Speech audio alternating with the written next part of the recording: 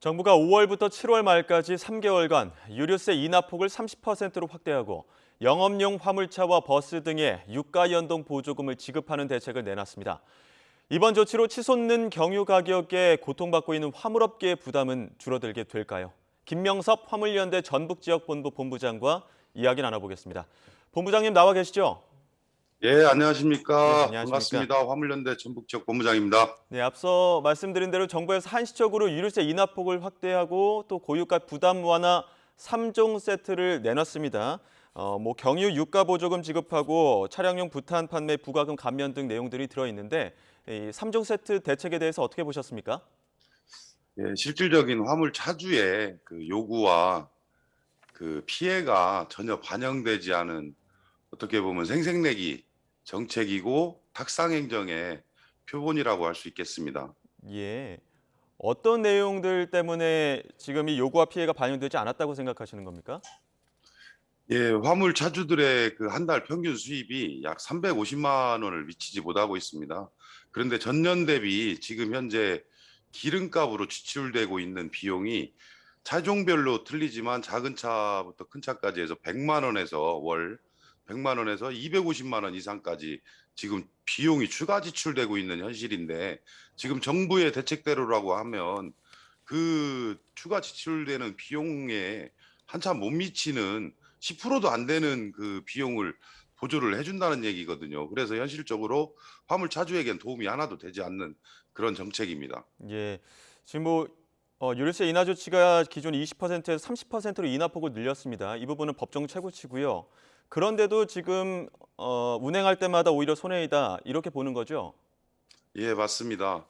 그 유류세 정부에서 유류세 인하 정책을 펴면서 예. 화물 차주에게 지급되는 유가 보조금이 유류세 인하분만큼 인하가 되었어요. 예. 그래서 화물 차주들에게는 단 하나의 유류세 인하 혜택이 돌아오지 않고 있고, 더군다나 그 회사별로 유가 연동제라는 그 제도를 시행하고 있는 회사들이 있습니다. 예. 그러면 그 제도를 시행함에 있어서 전국의 그 평균 유가를 가지고 운송료 인상을 하는데, 운송료 인상에서 반영돼야 될 그 비용마저도 깎이는 부분이에요. 그래서 오히려 화물 차주는 손해를 보고 있습니다. 예.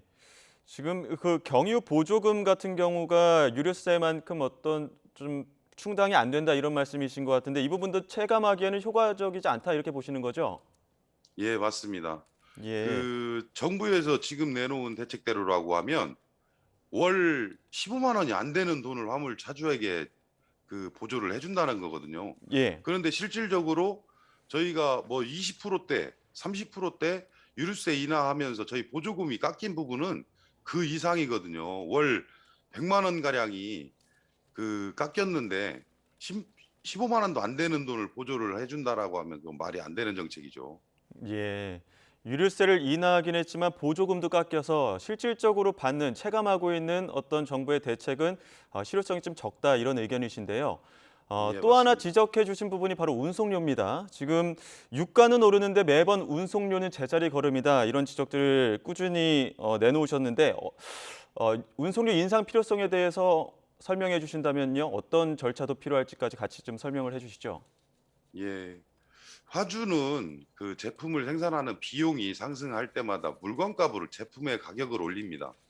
하지만 그 제품을 운송하는 화물차주의 비용에 대해서는 화주에서는 책임지려 하고 있지 않습니다. 예. 그래서 저희 지금 시행되고 있는 제도 중에 안전운임 제도라는 게 있습니다. 예. 물론 그 제도가 올해 22년에 끝나는 일몰제로 시행이 되고 있지만, 그 안전운임 제도 일몰제가 폐지가 되어야 되고 안전운임 제도가 확대가 되어야지만 어떤 그 비용이 상승할 때마다 화물차주들이 피해를 보는 게 아니라 화주에서도 같이 그 비용에 대해서 책임을 지는 그런 음. 제도가 꼭 필요하고, 그래서 그 안전운임 제도가 실시되고 확대되어야 된다고 생각합니다. 예. 뭐 작년에 요소수 대란도 있었고 지금 경유가 상승 등도 있다 보니까 그래서 더 안전 운임제가 필요하다 이런 말씀해 주셨는데 안전 운임제 어떤 제도인지 조금 부연 설명을 해 주시죠.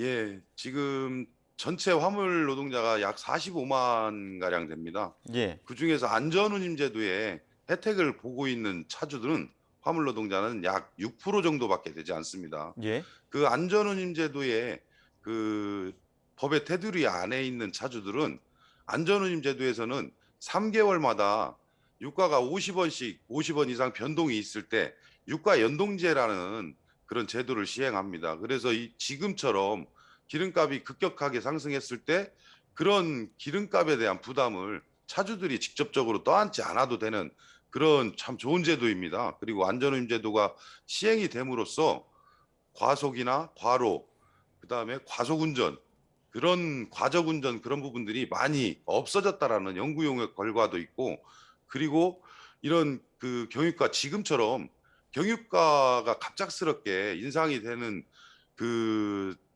발생되는 일들은 지금뿐이 아닌 앞으로도 언제든지 일어날 수 있는 예. 일들이라고 생각합니다. 그런 일들 때마다 정부에서 어떤 대책을 마련하기보다는 이미 마련돼 있는 안전운임 제도가 제대로 시행이 되고 제대로 품목 확대가 되어서 이런 문제들을 해결할 수 있는 그런 제도로 만들었으면 하는 바람입니다. 네, 이번처럼 긴급하게 내놓는 3종 대책보다는 장기적으로 봤을 땐 안전 운임제가 조금 더 명확하게 시행이 돼야 된다 이런 의견이신데요. 혹시 지금 이번에 발표된 대책 외에 따로 추가로 어떤 대책들이 또 필요하다고 보십니까? 예, 우선은 유류세 인하분만큼 공제했던 유가 보조금, 화물 차주들에 대한 유가 보조금을 다시 정상으로 회복을 시켜야 되겠고, 그리고 고유가에 대한 그 화주들이 그 운반비를 인상시킬 수 있는 그런 제도들을 좀 만들었으면 좋겠고요. 예, 그리고 정부에서도 지금 너무 힘든 화물 차주들이 지금 보통 힘든 현실이 아닙니다. 예, 실질적으로 운행을 안 하는 게 맞다라는 그런 현장에서 목소리가 들리고 있고, 그런 것들을 반영할 수 있는 제도들을 좀 화물 차주의 입장에서 어느 정도 피해를 보고 있는지 그 피해에 대해서 정확히 들여다보고 그 화물 차주에 대한 입장으로 그 대책을 좀 마련해 주셨으면 합니다. 예. 중장기적인 개선 의지가 없다면 총력 투쟁에 나설 수밖에 없다 이런 이야기 하셨는데 앞으로 계획은 어떻습니까? 예, 맞습니다. 지금 현실이 조금 전에도 말씀드렸지만 현장에서는 저희 화물연대에서 총력투쟁, 총파업을 포함한 이 경유가이나 인상이나 안전운임제에 대한 그런 걸 가지고 총력투쟁을 하자라고 하지 않아도 현장에서 자연스럽게 지금 경유가가 너무 올라갔고 그 피해가 너무 크기 때문에 자연스럽게 지금 차가 설 정도 그런 지금 분위기를 형성하고 있고, 화물연대에서는 이런 부분들이 정부에서 진정으로 화물 차주들에게 피해 보상이 될 수 있는 대책들이 나오지 않는다라고 하면 총파업까지 포함한 그 투쟁 계획을 지금 세우고 있습니다. 예, 알겠습니다. 여기까지 듣도록 하겠습니다. 지금까지 김명섭 화물연대 전북지역본부 본부장님과 이야기 나눴습니다. 오늘 말씀 고맙습니다. 예, 감사합니다.